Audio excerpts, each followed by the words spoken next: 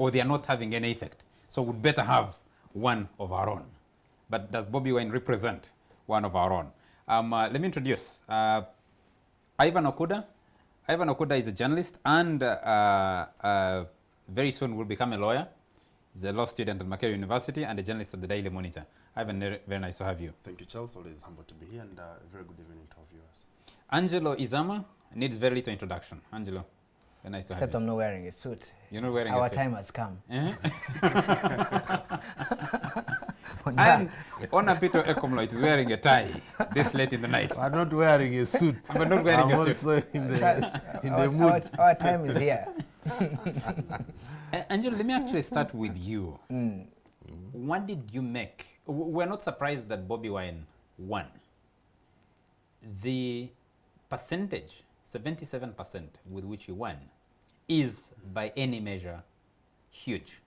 But most importantly for me, that every other candidate, every other opponent he had in this race lost significantly. The margin between him and the closest challenger is a whole 21,000 votes. That doesn't happen in this country.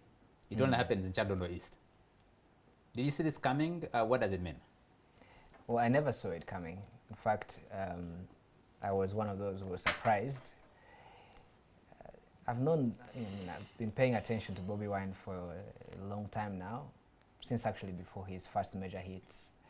I used to see him around Makerere University actually in the late 90s. Back then, he didn't strike me as a musician actually at the time. He seemed to me like someone who took the art form for other purposes, and then later he did music that really was a form of communication. That he transitioned into politics, that didn't surprise me very much. However, people who were in the campaigns on the ground for all the parties did make reasonable arguments about how the vote would be split, and therefore how the election might turn out to be rather a close race. And I listened to those arguments very carefully. For one, I thought that the NRM candidate might have stood a chance dealing with older voters who might have felt, Bobi Wine was a little bit too radical, and the people who were supporting him too young. But I was really taken by surprise by the way the numbers played out. However, I don't think that one should read too much about this election representing some kind of major radical shift in the behavior of voters, because I think Chadondo East is fairly unique in the way it's positioned in the electoral map. It's an urban constituency. If you look at electoral numbers in 2016, turnout actually was about 48% in that election and in this one, even if that margin was high. The candidates, well, they lost a lot to Bobi Wine, but the candidates who ran in the previous election, they split the vote then. There was not much difference. It suggests to me that voters did not really feel inspired by any of the choices that they had in the general election. And then if you look at the vote share for president, basically in that election got about 60%, Museveni got about 32%, around there. It meant that the constituency was an opposition stronghold, but there was nothing that stood out about the voters in Chadondo East. To that end, I think that extrapolating that Chadondo, like Bobi Wine, means something bigger than just the fact that he was someone who came and excited the imagination of voters looking for someone new would be a mistake. Would you make that argument, Honor, that Bobi Wine represented something new, especially given the kind of support that he had, or does he represent a shift in the political landscape in this country? Look, first of all, did I see it coming? Yes and no. I think towards the voting day, you could see all the the talk, all the media coverage, the turnout at the rallies indicated that Bobi Wine would sort of had a high chance of winning. But at the same time, NRM had a winning streak in the previous by-elections, and I thought they had finally fixed their Achilles heel in terms of winning by-elections. I thought they were going to upset FDC, so to say, in its backyard. But somehow I was wrong, and so in a way it was a bit of a surprise, but again, there was ample evidence that he would win. Did he represent something terribly new? I don't think. What I think is that in a largely opposition-leaning constituency, with most of the candidates, other than the NRM candidate, being actually opposition, so to say, I think Bobi Wine simply represented the exciting part of the opposition camp. So all the other camps lost. I mean, all his opponents within the non-NRM candidates basically coalesced around him. So for me, I don't think it was because he was radically different from the other non-NRM candidates, but he was the more exciting candidate. There's no doubt about that. It also shows that people are generally bored. They are sort of cynical. They are apathetic. We have seen it before. So, but when there's something exciting, so everyone wants. It was really worth sort of going to vote for this candidate, if for no other reason, but because he represents a unique kind of candidate. He's from brass to grace, so to say. He's a young man, he's a musician, so all that combination, and I'm told he was also sort of close to the people in his own way. He was doing some bit of charity. So, but the overall theme for me was that he was an exciting candidate in a situation where people are largely bored and apathetic towards politics. It excited elections like never before. But if you look at the numbers, Ivan, personally, I think without Bobi Wine in the race, this was an election for FDC to take. Kantinti would have easily gone back on the appeal of Dr. Kizza Besigye. But that Bobi Wine managed to combine his own personal appeal with his overt support for Dr. Kizza Besigye, he was able to leverage that. But I'm just wondering if, in your own view, the turnout, the vigor of the voters represented a venting of frustration coming out of the presidential election, especially the presidential election last year, because Chadondo East, like the rest of Wakiso and most parts of Kampala, were largely disenfranchised by the messes of the last election. Do you think that played a role? Oh yes. So much has been said about the Bobi Wine election, and I think sometimes the case overstated. Basic political arithmetic, you know, if you have influence, you have name and picture recognition, and you're able to connect with the voters or the population within which you exist, essentially puts your chances up. You could give examples across the world. Arnold Schwarzenegger at one point Ronald Reagan, who was only someone in the entertainment industry, rose to become president of the most powerful country in the world. So across the world, there are so many examples of people that have been able to leverage on their name recognition and influence in society in whichever way. And of course, music, and the kind of music specifically that Bobi Wine is celebrated for in his own right is the kind of music that is in sync with the voting population of Chadondo.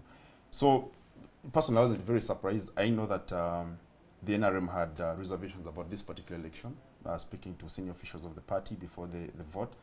The opposition too was apprehensive about this particular election, and doesn't surprise that in the statements coming from Mr. Sitenda Sebalu, the NRM candidate, he actually says the party pushed him to contest because he clearly didn't see a chance at this particular election. But he's also been saying that the party shouldn't have considered so quickly, that they should have waited for him to put the numbers on the table, and then they would consider whether they need to, as a party. And he distances himself as a candidate, which is surprising, and wants to push the party ahead. But just for the second limb of the question, the implication of this for me is in the broader scheme of what this means for the NRM, for example, and I mean particularly, but in broad terms, the body politic of the country. Essentially because when the president campaigned for the NRM candidate, he asked how many of the 8 members of parliament from Wakiso district are from the NRM party, and the voters told him 2. In Kampala, you don't have a single member of parliament belonging to the NRM. Majority of the councillors in the Kampala Capital City Authority are from the opposition, so the opposition was able to close that gap, and that essentially means Kampala and Wakiso are bad news for the ruling party. If you look at the 2016 election results, Dr. Kizza Besigye was able to close the gap between him and Mr. Museveni. In Wakiso, he got 65% of the vote. In Kampala, he got 65%. In Wakiso, he had 59%. In Wakiso, in 2011, the president had beaten Dr. Kizza Besigye by up to about 70,000 votes. In Kampala, Dr. Kizza Besigye had beaten the president by up to about 3,900 votes. So those gaps were able to significantly be closed by Dr. Kizza Besigye in the last election. But also at the parliamentary level and the local council level, the opposition has been able to had clawed back. That essentially means it's increasingly becoming difficult for Mr. Museveni and the NRM as political vehicles in Kampala, in Wakiso, and in the broader scheme of things in the urban areas. That essentially is a factor that you could attribute to the crisis in the economy with respect to especially the young voters, people below their 40. Out of the 22,000 plus voters that gave the confidence to Bobi Wine in this election, you could hazard a guess and say possibly not less than 60% the young people who are yearning for opportunities, they're yearning for jobs, they have bills to pay, and to the extent that the regime in power has failed them, and Mr. Bobi Wine represents, or Mr. Chagwani for that matter, represents the anger, the frustration with the system, and more importantly, a gleam of hope. Of course, never mind that he won't significantly do much in parliament. He can only be a force to reckon with regard to an election, and once the election is done, he's going to go to parliament and it will be business as usual. Yeah. Ona, some people say this was a rejection of political parties. I have my own opinion about that, but do you think that, what did the parties fail to do? Because if you look at the NRM candidate, Sitenda Sebalu, there's been a Facebook chronology of his experience, his recent political experiences, that doesn't look good at all. The NRM knew this even before they went into this election. I mean, he lost in 2006 to Sam Kaleganjuba. He appealed, he petitioned against that election, lost the petition. Appealed, lost the first appeal. Appealed again, lost the second appeal, and was sent back. In 2011, that was 2006. In 2011, he contested, lost. I think he decided not to go to court. He was weighed down by dates to for the first election that he had lost. Then in 2016, he contests, loses, goes to court, wins the and he challenged, principally challenged the Electoral Commission, not his opponents. Managed to get the election cancelled, and then after that contests again and loses as miserably as he did. And then even for the FDC, do they have to be tied to the incumbent? Yeah, look, I think it's obviously a rejection of, or was a rejection of political parties. That is nothing new. I don't think this country has outgrown individual merit. Across the country, in many constituencies, the most deciding factor as to whether you win or lose is often your personal appeal, how much perhaps you are able to spend. And so the parties may cling to a number of victories as party victories, but in reality, they're individual victories. People in this country still don't believe. I think since the 1980s, when you had UPC, DPS, real parties that people were following, I don't think NRM has ever pretended to be a political party. We all know it's basically a paramilitary organization, you know. So during non-election time, Chadondo is basically, Floor 10 Chadondo is always for all intents and purposes, closed, you know.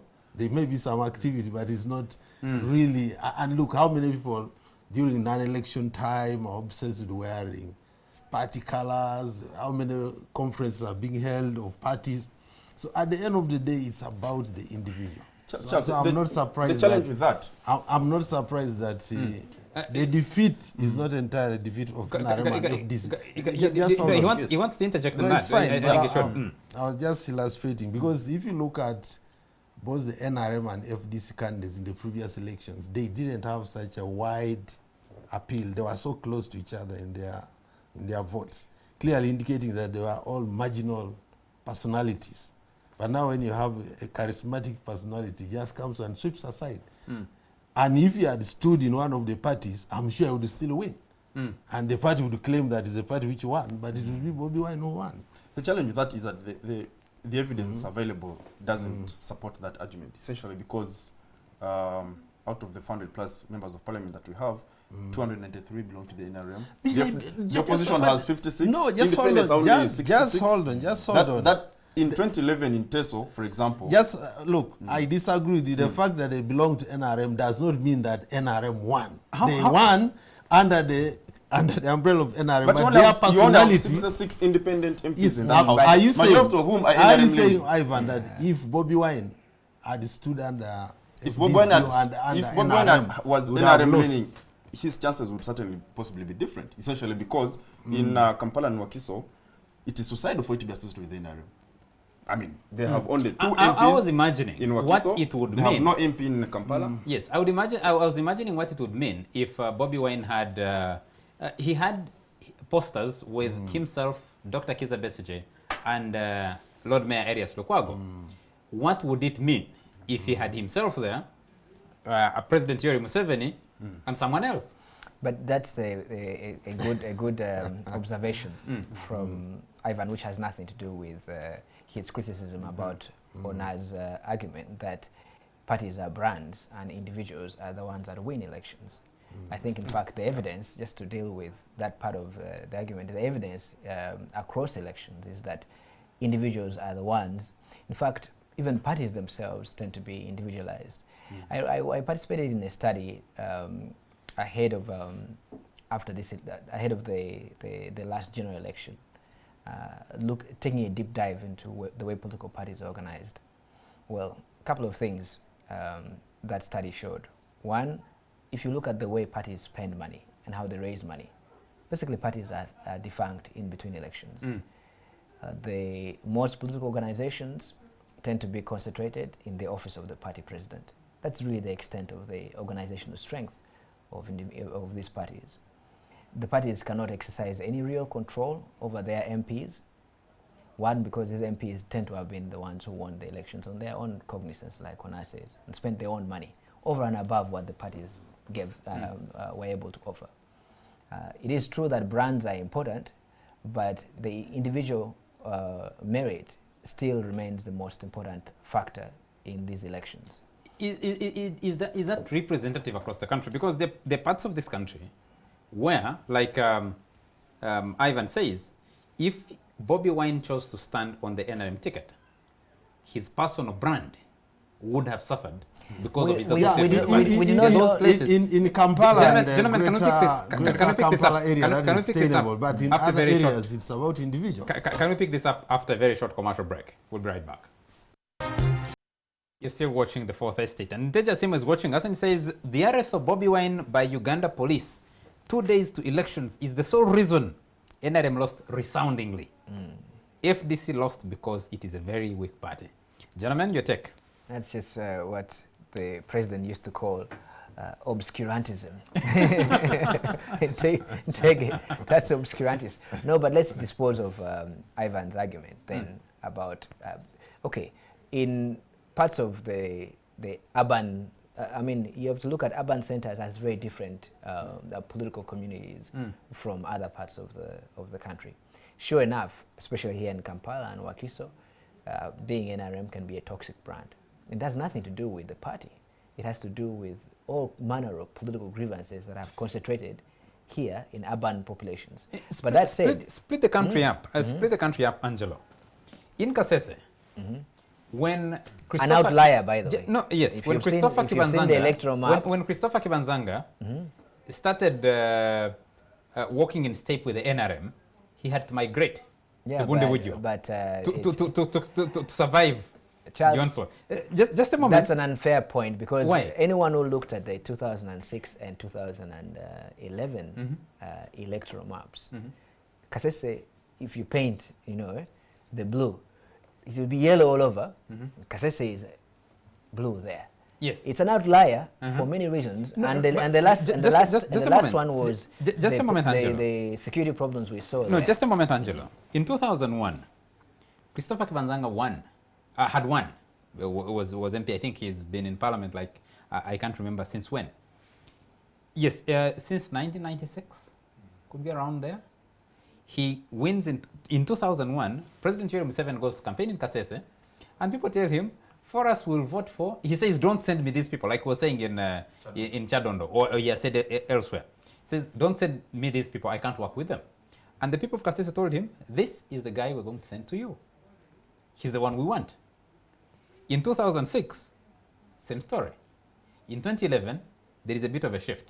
Kibanzanga crosses to NRM, but he can't, because people suspected, I think he decided to shift from parliament, contest for a district position. He lost that election. After losing, he joins the NRM, and he has to find a new constituency outside of Kasese.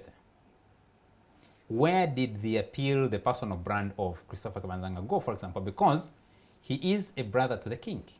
And that, to the majority of Kasese people, is significant. But he wouldn't have won. But what Now, you've discussed let me just give you another example. There are other MPs, like in the Toro area, for example. Someone speaks and talks like an liberal. I'm trying to avoid using certain words. Talks like a liberal. And people want a progressive politician. But the people are so steeped in support for the NRM that they won't vote for him or her. So to be able to deliver yourself in parliament, in spite of the appeal of your personal brand, you need to associate with the NRM party in at least most parts of Toro sub-region. I think now again, we are mixing things here. Why? In those areas, their station is not with NRM, but with Yoweri Museveni. Very critical. Very critical. I am very sure they need to see that we are not against the president, whom they generally support. The NRM is just a side show. But the most important thing is another personality called Yoweri Museveni is dominating those areas and associating with him. No. Is another is the in issue. 2006 in Teso, anybody who associated with Mr. Museveni or the NRM was wiped out, except I think Musechero. Yes. Completely. What's the difference? And when the NRM becomes a viable political brand, 2011 and 2016, that the improvement of the chances of MPs standing under the NRM ticket is in tandem with the improvement of Mr. Museveni's chances. But you are agreeing with me. That essentially means you are agreeing with me that it was a question of Mr. Museveni being toxic then, and now he's being loved. So those who are sitting with him was it now, Mr. Museveni or the party? It was the party. About No, but my point, Angela, take this argument to West Nile, for example. The electoral fortunes for politicians in West Nile have been changing, have been shifting over the years. What explains that? But let me just, why I think that, again, Honour Peter's argument about personal brand stands above everything else is this. One, parties are terribly organized. I told you. Granted. Their brand's fine, but institutionally, they're absent. They don't do much for candidates. Secondly, if you look at the attrition rate, which we calculate, that if you run for an MP, what are your chances of winning? We've seen the rate of losses for incumbent MPs go from about 48% in 2006 to about 65% in the last election.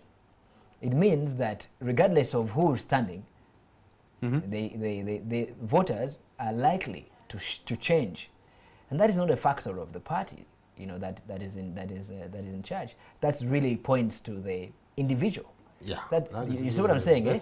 So regardless of the arguments you're making that station the party, in the political discourse, I think what we're really seeing is that the high rate of turnover is because individuals are what are changed.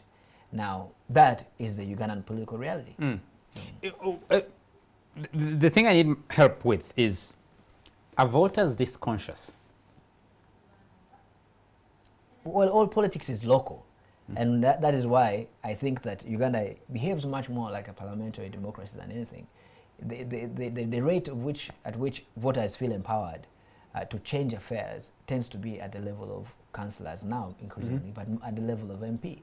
That is why every election, the parliament will change in its makeup by over 50%. You have a totally new crop of people coming in because voters acting locally have changed who represents them. Honor, are voters this conscious? Do they think about who loves Museveni, who hates Museveni, who loves Dr. Kizza Besigye, or who hates Dr. Kizza Besigye when they're making their decision? Or who loves the NRM or the yellow color people? Yeah, obviously, what is it? In areas where the president is very popular, I mean, people easily notice. You have to explain yourself. Are you with, you are against the president? That's a straightforward thing. And I think people can see it. So you're suggesting by argument that actually the loss in Chadondo East is a loss to President Yoweri Museveni individually, as it was framed. In many ways, because we all agree that that was a heavily opposition area, and if Bobi Wine was not there, maybe Kantinti would still have had a chance. Yeah. Okay. Of course, Charles, with profound respect, I wish to disagree with Mr. Napito, because the performance of the NRM, especially in by-elections, is very intriguing. But also, if you look at the current parliament, they have 200 and at least 93 MPs, the last time I checked. And it's essentially not because of NRM's organizational strength or Mr. Museveni's personality strength or the strength of ideas, but largely because the NRM is a state and the state is NRM. And that essentially means anybody who stands under the NRM ticket stands a higher chance of having the state assemble its machinery and financial muscle to help them win. The chances certainly change when you have much more vigilance, such as in many of these by-elections like we saw in Chadondo. In Chadondo, the president, I mean, you could really sympathize with the old man, speaking to kids who have been dragged from school, clearly from the pictures that we saw on TV.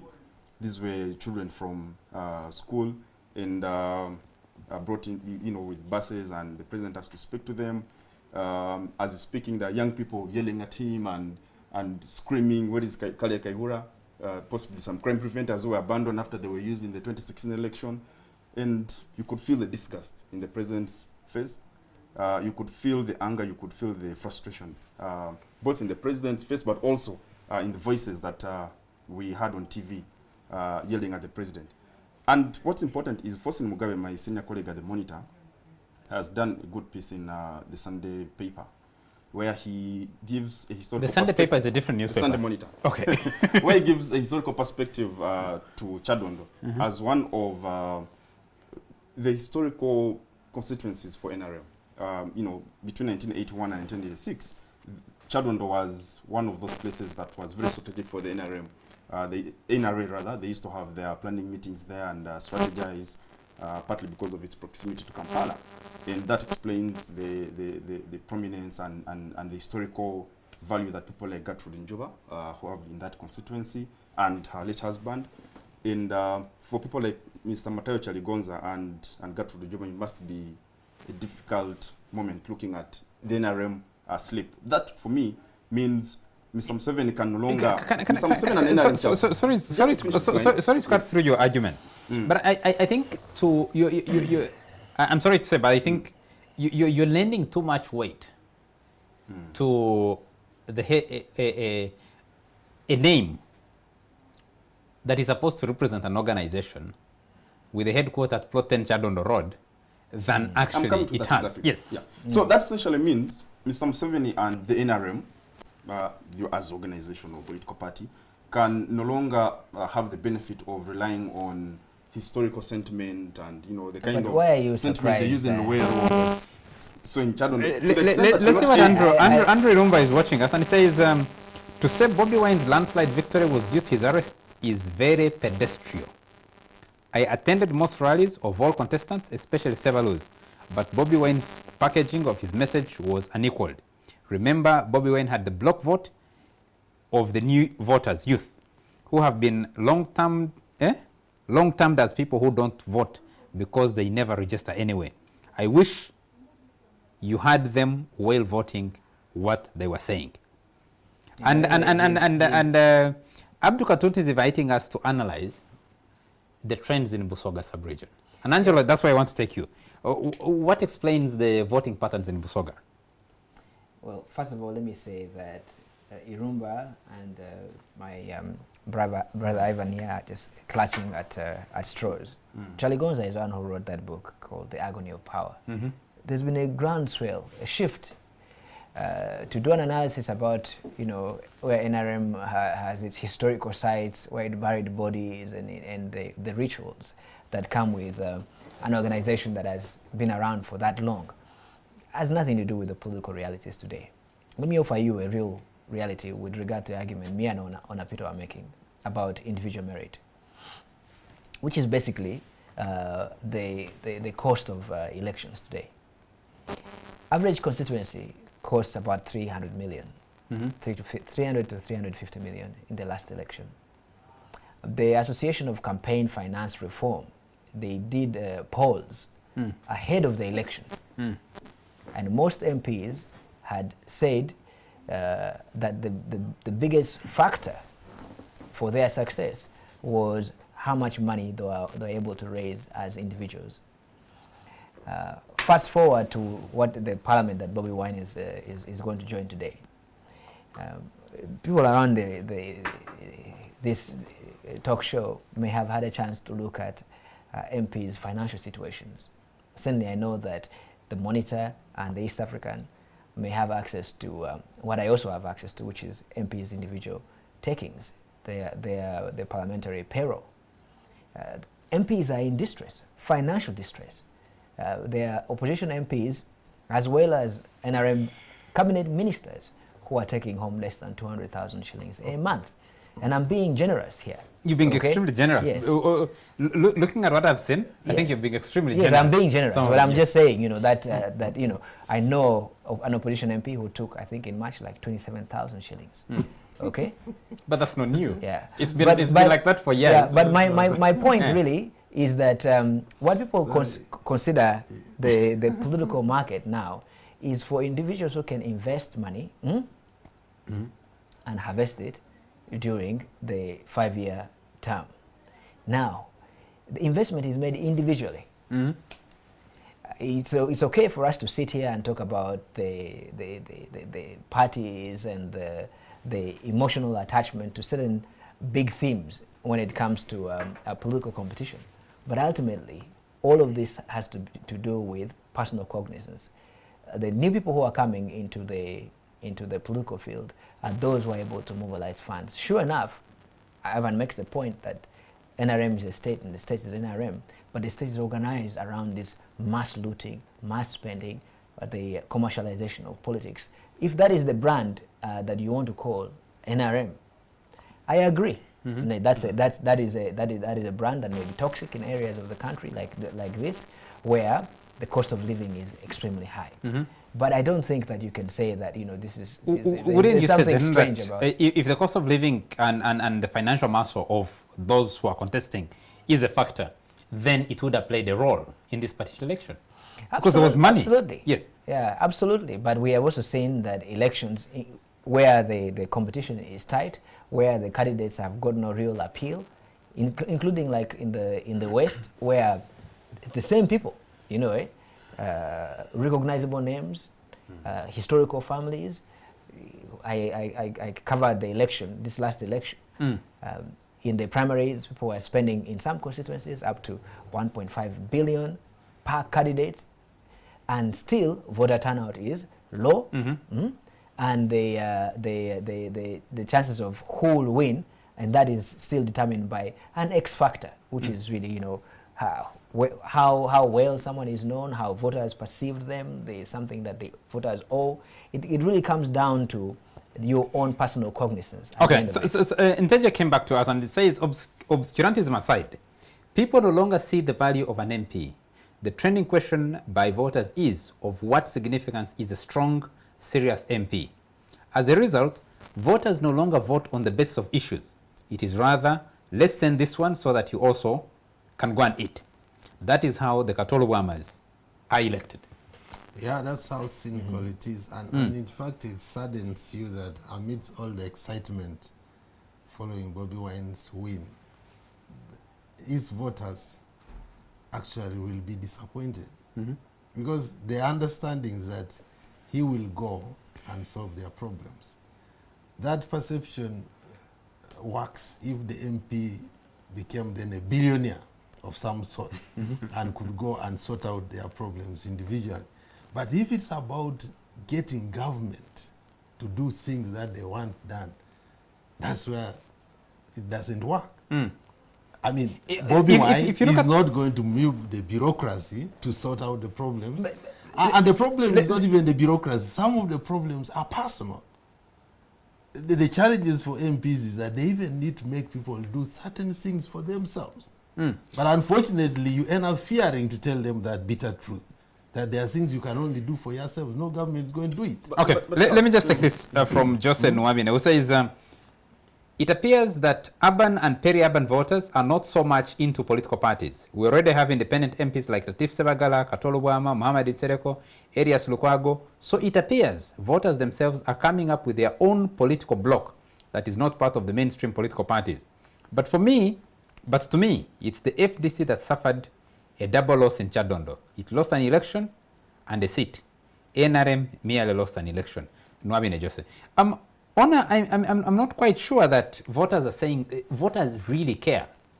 If you take close analysis of Chadondo East voters, they are not expecting Bobi Wine to do anything for them. Yeah, majority of them. That's very interesting. Because they know that he can only do so much. But you talked about cynicism. I think they're cynical. They're saying, okay, Mubanda wafe, so he can go and be in parliament. Yeah. If he wants to go to parliament, let him go to parliament. Yeah, he's the guy we think he connects with. They're voting for someone who will bring a feel-good factor, which is okay. Just a moment. I have quite a few messages here. Deborah says, I agree with Ona and Angelo. The truth of the matter is NRM lost in Chadondo among prominent reasons to Chadondo being an urban center, because the politicizing of urban and rural are totally different. Then secondly, the people of Chadondo East gave NRM a protest vote because of the hunger of 2016. Then also because of the personality of the candidate. To be honest, Mr. Sevalu was bad news to an extent that majority of NRM members didn't support him. Obviously, voters are the brands to the so-called political parties. We don't have political parties as brands. And says, thank you for the show. Thank you, Deborah. Another Leslie, Amansuru Leslie William, says Bobi Wine's victory is a result of the failed ideological structures in Uganda's multi-party political system. His win is the representative of the reality of the disadvantaged part of our society that is always neglected. Okay, we'll need to still answer that question. Someone asked, let's put, gentlemen, when we come back from the break, let's put the map of this country on the table and analyze each part and its voting patterns. And we see whether Honor's argument can fit in there in that, or on that map. After a short commercial break. Back this last segment of the Fourth Estate, and we're discussing the meaning of the Chadondo East by-election, which has brought Bobi Wine, a popular musician, into parliament. People have been keeping account of entertainers, artists in the 10th parliament, and he's just added to that number. Bobi Wine just added to that number. Chris Pikahero, assuming that the rest are not entertainers, the majority are actually comedians. Chris Pikahero has written an article, The Chadondo East by-election and the Global Rise of Independent Movements. He makes an argument here. He says there seems to be an observable trend relating to the rebirth of popular individual merit movements and the gradual death of political parties. For Uganda's case, it may be fair enough to eulogize the rise of independence and independent movements, but we must do it within context.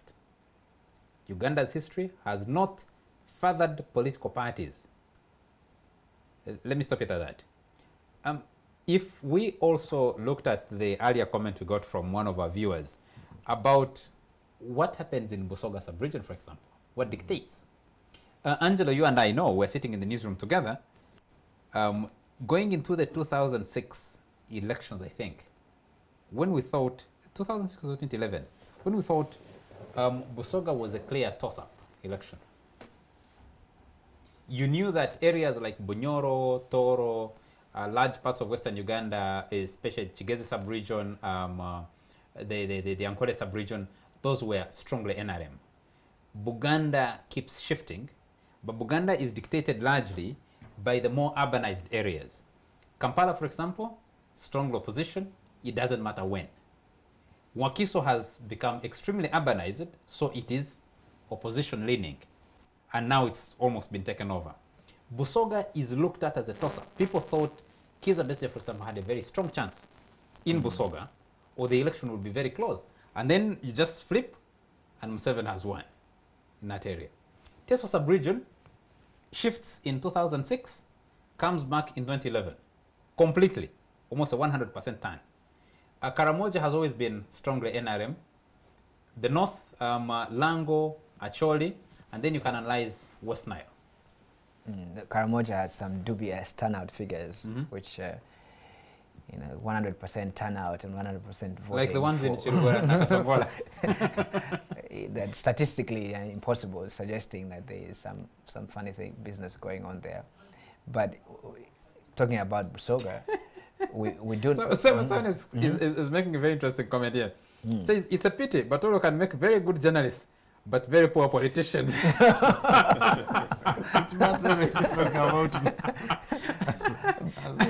And Jose got back to us and says, but Charles, don't you think this election also exposed the level of vote rigging by FDC, especially during general elections? How else would one explain the fact that someone like Kantinti purportedly got 10,000 votes in the general election, but fails to garner 2,000 votes in a by-election? Now, Jose, Sitenda Sevalu got very close. I think the difference between him and Kantinti in the last election was about 300 votes. And he got only 4,000 this time round. So I don't know who is rigging and who is not rigging. Yes, Angelo. Sorry, actually, there's a guy called Mwada who ran, I think, in the last election. He's a Muslim candidate. He lost the most. In 2016, he got about 7,560 votes. Yes. Which is Mwada. Yeah, exactly. And this time he got 577? 575. Yes. So, like I said, in Chadondo East, the assembly of candidates was not that inspiring, and voters were not really very crazy about these guys. Amongst them, even with a low turnout, which is low, the turnout figures were the same, similar in this by-election as in the general election. I think what changed was really the celebrity effect. But to go on to Busoga, you remember NRM, for that matter, the forces that influence the direction of regions when it comes to NRM's electoral strategy. In Busoga, the president's brother, at that time was sitting in the newsroom, had camped there for months. As a matter of fact, the NRM one of the sons-in-law of the president was camped in Busoga. And it was what you call, and this is something that again speaks to the way the president and his team understand this so-called individual merit. I think 2001 was Henry Tumukunde who was camped in Busoga. Yes, throughout the election. So my point is that NRM is a pretty effective election-winning machine, but it doesn't do so the way conventional parties do, which is by saying, "Oh, this is our ideology," and then going to campaign on message. What they do is they tally the individuals that have the likelihood to win in those constituencies and bend them to their party. And that's what happened in Busoga. Why does that fail in Chadondo East, for example? Why be stuck with Sitenda Sevalu, and he's not a candidate that will deliver that constituency to you? It's kind of interesting that a lot of the NRM people, and Ivan here spoke to a couple of them, they were not very enthusiastic. Why? Perhaps because they know that that was an opposition-leaning area, but also NRM is not that super organized. I saw immediately after the election there were accusations about NRM figures supporting the so-called wrong candidate. What surprised me most, Angelo, sorry to cut through your argument, but what surprised me most was NRM, for the first time, the party secretariat issued a statement to try and also position its candidate as one who was also arrested by the police, and said the media is not paying attention. Yeah, our candidate was also arrested. Yes, our candidate was arrested, our party chairman was arrested, and you, the media, are not covering this. And then shortly after the election, when the results come out, I see statements coming from the party saying Bobi Wine's victory is NRM's victory. And I'm aghast, and I'm asking, how are these two related? Let's put the nail on this argument anyway, that to turn it over to Ona here, that it's a very highly personalized business. The president succeeds because he is a retail politician. He shakes hands. He has personalized not just the state but the business of getting political support by going to individuals wherever they can be found. So if you're important, if Ona is important in Teso, the president will find him. He obviously is. Are you questioning Ona's importance to Teso? But I wanted to go let me ask the studio to put the number up, so maybe we might be able to take some calls. When you're asking about Busoga and yes. other areas, I hope you're asking in terms of the overall election. The electoral map. Yes. Yeah, electoral map, yes. Presidential and otherwise. I think why does a place like Busoga tend to promise falsely the opposition and many other areas? I think increasingly there is a level of cynicism towards opposition coming from or led by people from Western Uganda. And you know, people talk. They say, look, okay, why don't they first sort out the man themselves? We have seen it before. They promise that they are going to take care of him at home finally, and they don't. So actually people in other parts of the country, to the president's credit, have got worn out by the promise that he can be defeated. And they have seen that Dr. Kiza Besigye, Mugisha Muntu, who come from areas where the president wins by a landslide, have failed to make an indent in their backyards. So increasingly people whisper that if they cannot defeat Yoweri Museveni, that was an argument in Teso. I've heard about that argument. And I'm sure in other areas as well. Okay. So they don't. Can I take some callers first? Then I'll come to you, Ivan. Hello? Hello? Hello? Hello? Yes, sir. Your name and where you're calling from? My name is Edward. Yes, Edward. And I'm a voter in Chadono East, Sure. Cherica. You remember last time I told you that I will come back after we have elected Bobi Wine. And the reason I told you... Very good to have you back, Edward. That he is not on the ground. He didn't know that Chagulani is more popular. And let me tell you this. Onapito was bringing arguments that Chadono is like any other constituency in Kamuli, Kagoma, Toroma, where the rural people are given money and then they shift the vote to NRM. Here in Chadono East, anyone who puts on yellow, who associates himself with yellow, will never succeed in Chadono East. And it's only Mrs. Gertrude Njuba who knew the median level of elections, that here Chagulani was more popular, and he had to shift his vote to Bobi Wine. So thank you very much. I told you, I have told you thank you very much, Edward. Come back on Sunday after we have elected Bobi Wine. And thank you very much for keeping your promise. Thank you for your argument. Thank you. Do we have another caller? Hello? Hello? We lost that one. Do we have another caller? Hello? Hello? I think we lost that one as well. Yes, good evening. Good evening, sir. Your name and where you're calling from? Isaac in Wellgirire. Yes, Isaac. Go ahead with your comment or question. Yeah, my comment is that in Uganda's politics, and especially with this young population, we are really desperately looking for a leader, someone who can represent our aspirations. And if we get someone like Bobi Wine, we don't mind. We shall vote for such a kind of leader. In fact, we're even pushing for if we can have such people at presidential level, because we are tired of these politicians like Besigye who just want to do drama and always oppose everything. It has not yielded anything for the population.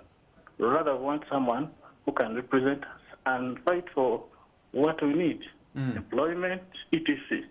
So Bobi Wine for president 2021, we shall support him. Isaac, just a question to you. We are tired of such kind of leaders. Isaac, thank you.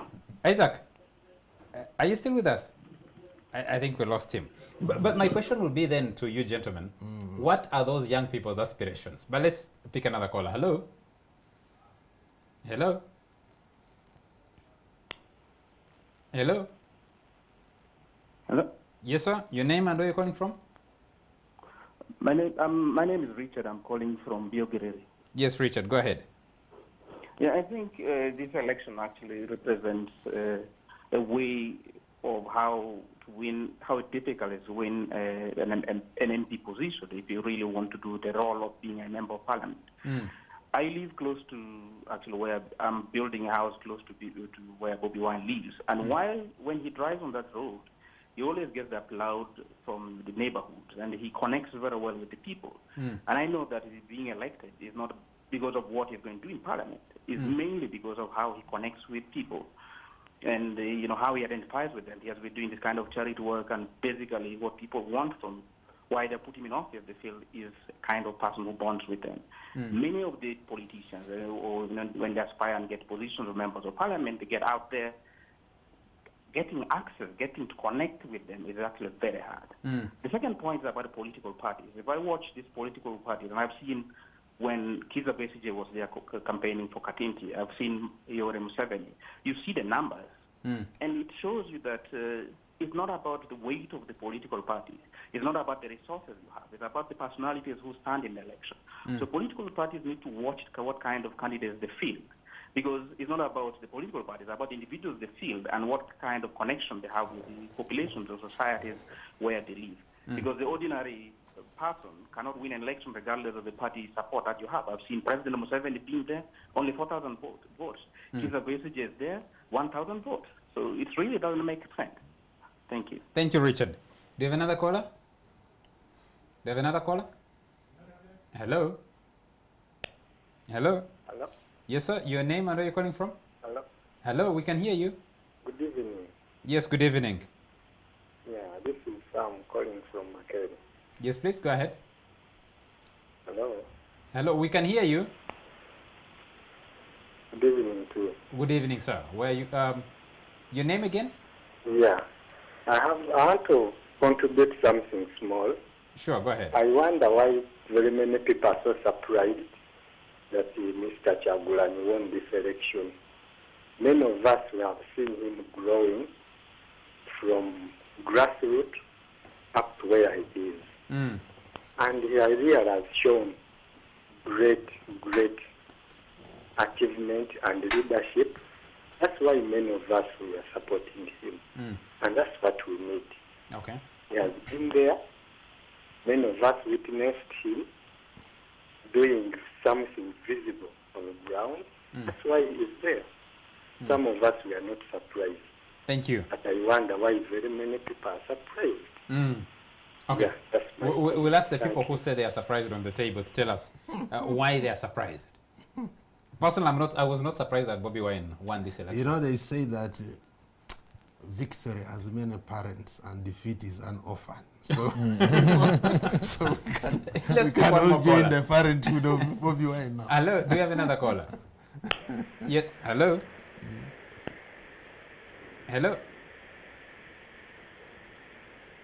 Talk to us. I think the caller is getting ready to talk to us. Can we pick another?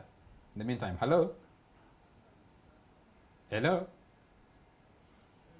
Hello? Hello? Yes, sir. Hello? Yes, sir? Hello? Yes, we can hear you. Yeah, good evening. Good evening. How are you doing, sir? My name is Kenneth. I'm calling you from Entebbe. Yes, Kenneth. I think the wave of change is just hovering around Uganda. It's not about Bobi Wine winning Chadondo East.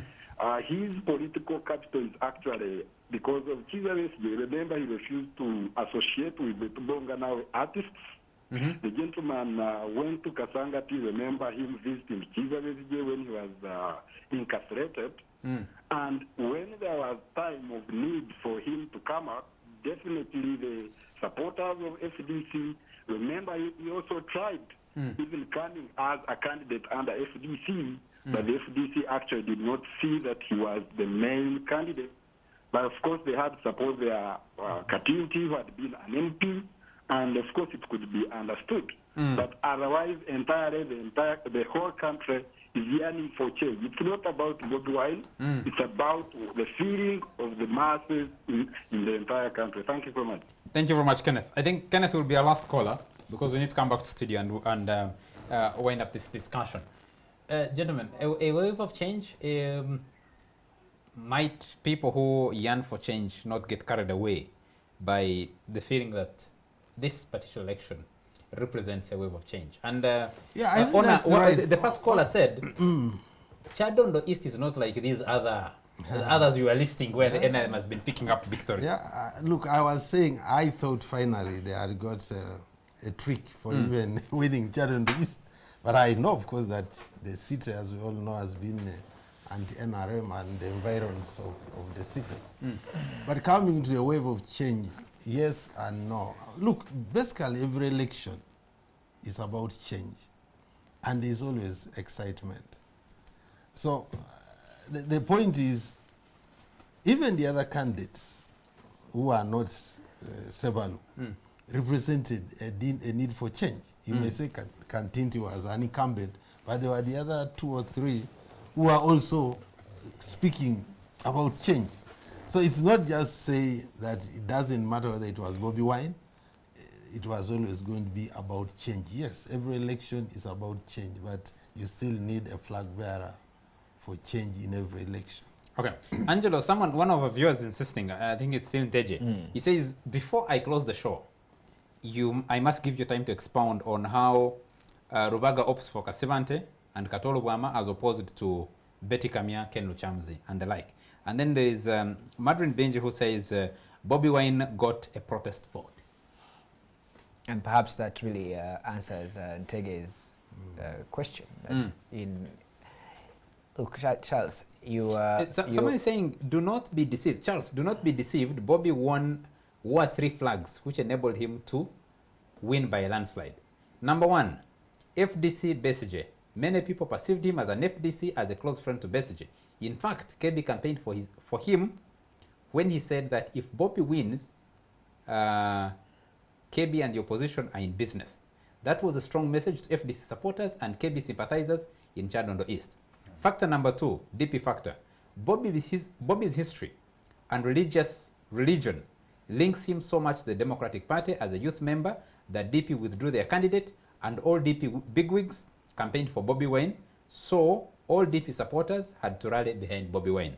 Number 3, Bobi's ghetto life background and the massive numbers of youth in the area, not forgetting his music and entertainment lifestyle. Whereas people would pay to watch him sing, now it was a chance for music lovers to have him always for free. For that matter, therefore, Bobi's victory is more linked to political parties than him being independent. If Bobi didn't stand for that seat, I can assure you, Katiti would get not less than 60%, and other independent candidates would get less than 5%. Absolutely. So it is not that the people are tired of political parties, but the person who stood had very strong links to 2 important political parties in the constituency. The contributor conveniently excludes NRM, yet one of the NRM historicals also supported him. Someone says this election in Chadondo East represents the absence of multi-party practice. Let me see. This is Joe Osia in Ntinda who says, in the prior by-election in Toroma County, both the NRM and FDC candidates were supported by their party presidents, yet didn't have any weight on the ground. Without the blatant yellow science employed to unscrupulously get the NRM candidate through, it may have been more apparent than Chagulanyi's victory is not a fluke, it is a trend. Let me see. Another, okay, this is an interesting one, because this is an MP who says, By the way, Bobi Wine had a very good message for the voters, and the others, my battery has run out. I can't take your message. I'm so sorry. Charles, that's terrible. Yeah? No, it's not terrible. I've been on the road for much of the day, so I couldn't charge the phone. Anyway, since the show is coming to an end, most young people who love boxing, they know that Bobi's real spiritual mentor would be Manny Pacquiao. And not who is a popular guy? The kickboxer in Uganda? Yes, in Uganda. No, not good for Uganda. Golola Moses. No, yes. Manny Pacquiao actually lost, I think, a world championship yesterday. He's a Philippine boxer who has been the most unlikely people's hero. First of all, he has been in the Philippine Senate for a long time. And he won the Senate because of his boxing success. Precisely. Yes. But he remained true to his ghetto upbringing. I saw last year that he built around like 120 houses in the slums where he grew up. But he came on his own personal cognizance. His boxing, similar to Bobi Wine's music, his track record connecting with ordinary people. He's held a position in the Senate, but Manny Pacquiao won't be Philippines president because he is a factor in a small situation. It cannot be extrapolated to a national level. And I think that Bobi Wine... So the argument by one of our callers that Bobi for 2021... Yeah, I don't think that will work. But you see, the argument would be, again with this personality thing, that Bobi's best place is actually not as an MP. Today, if I were to advise him, I would say go back to the studio, make music, because then you can take that money and this fame and continue to do charity. Right now, he should have been on this show. Just a moment, Angelo. He should have been on this show, but he had a show. I think somewhere out of town. Last Sunday, he was supposed to be here, and it became Eid, and he had pre-planned shows, so he couldn't cancel them. So new music is the best thing for him. Look, for me, I think at presidential level, post Yoweri Museveni, the likes of Bobi Wine will be the factor to reckon, because the country will not have this figure that everyone recognizes. So name recognition at national level through things like music, sports, will count a lot in who could potentially become president. Does it matter how Museveni exists, or when he does? For that argument to hold? For your scenario? I'm saying post Museveni, yes. Does it matter how he exists? Does it matter? I think like I said earlier, the Bobi Wine victory is quite overstated, essentially because his victory, like the previous contributors shared, is largely a function of an incredible man who rises from the ghetto to the top of the music charts, who stays in touch with the rest of the population. He had his ghetto studio his recording studio was located in Kamocha, so he didn't lose touch with the population. And that's just about it. The NRM had a weak candidate, Uganda admitted the FDC had a weak candidate, and clearly the candidates... A weak candidate only 1 year ago had won in yes, that election. but in this context, both candidates, both parties and candidates admit they didn't stand a high chance. So it's just one of those elections where you have a candidate who is strong enough, but it doesn't present a revolution or a certain masterstroke. Thank you. I actually agree. I don't think it represents a significant revolution. But Bobi Wine, I think he prepared this over a period of time. His music, Angelo talked about it. He says, when leaders become misleaders, our position becomes opposition. That's one of the lines in one of his popular songs. And he did not only try to become populist, but he tried to speak the language of the people. I think one of his more famous songs was Tugambire ku Jennifer. It had a very short lifespan, but it sent a message at a time when Kampala Capital Authority was just evicting people anyhow.